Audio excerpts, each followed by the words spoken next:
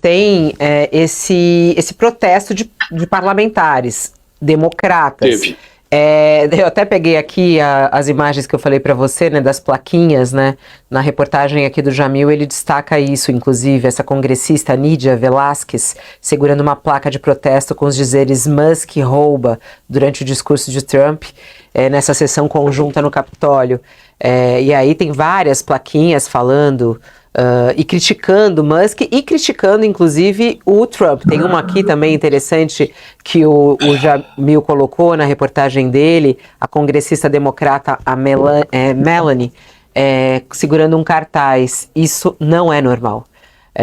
Ele fazendo seu primeiro discurso lá nos Estados Unidos.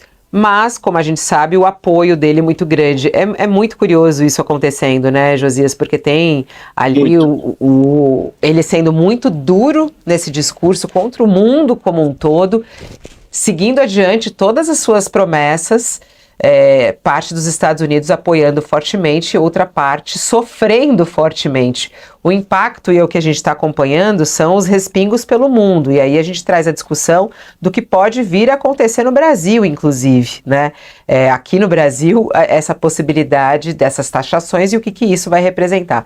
A gente vai discutir isso um pouco mais. Teve um outro trecho também desse discurso de Trump, e aí olhando também as críticas que ele faz ao mundo, às instituições, aos organismos internacionais, mais uma vez ataca a Organização Mundial da Saúde e fala que a OMS é corrupta. Trump foi com esse discurso forte contra a Organização Mundial da Saúde. Vamos ouvir. This is a time for big dreams and bold action. Upon taking office, I imposed an immediate freeze on all federal hiring, a freeze on all new federal regulations, and a freeze on all foreign aid.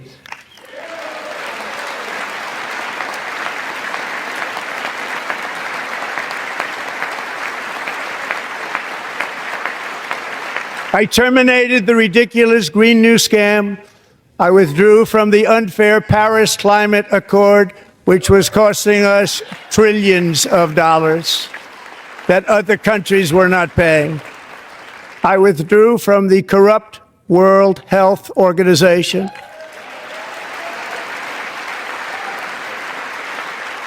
And I also withdrew from the anti-American UN Human Rights Council.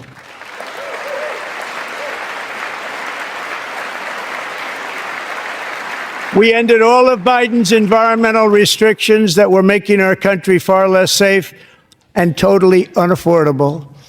And importantly, we ended the last administration's insane electric vehicle mandate, saving our auto workers and companies from economic destruction. É muito impressionante esses discursos dele, né, Josias? Impressiona muito, sobretudo porque está repetindo na prática. Fez um comício no Legislativo dos Estados Unidos, né? E por isso eu considero que a reação foi muito tímida, né?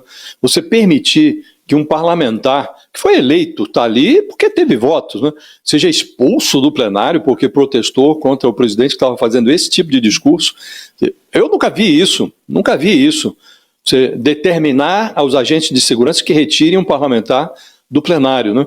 E aí ele contesta os organismos multilaterais, né? Chama de corrupta a Organização Mundial da Saúde, esculhamba com o Conselho de Direitos Humanos da ONU e, novamente, desqualifica também o Acordo de Paris. E os organismos multilaterais, eles já sofrem uma crise há muitos anos, né?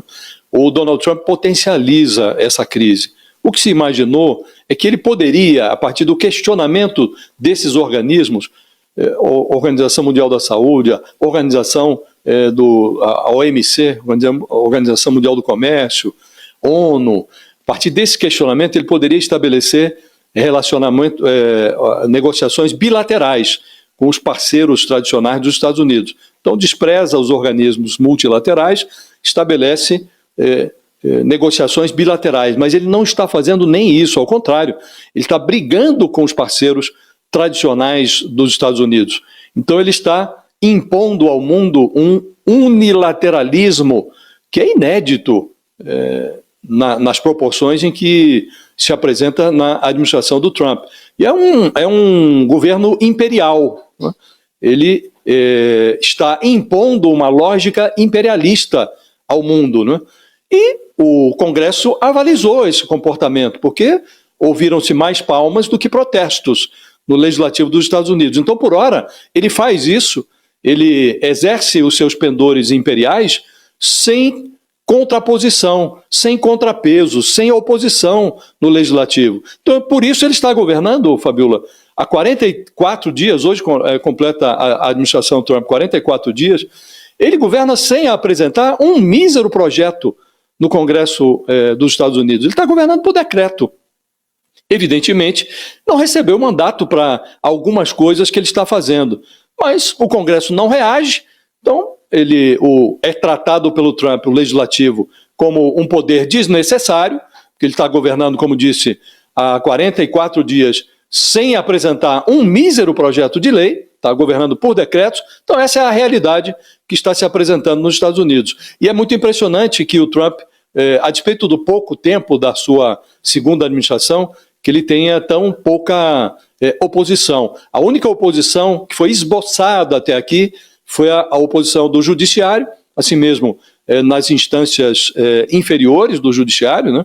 As questões ainda não chegaram à Suprema Corte. Imagina-se que na Suprema Corte também o Donald Trump será majoritário, né? Mas é triste para o mundo, triste também para os Estados Unidos, porque não se imaginava que os Estados Unidos, que costumava se apresentar como uma democracia para para o mundo, para os outros países, né? Não se imaginava que os Estados Unidos fossem se submeter dessa forma a um presidente tão precário e tão com esses pendores imperialistas.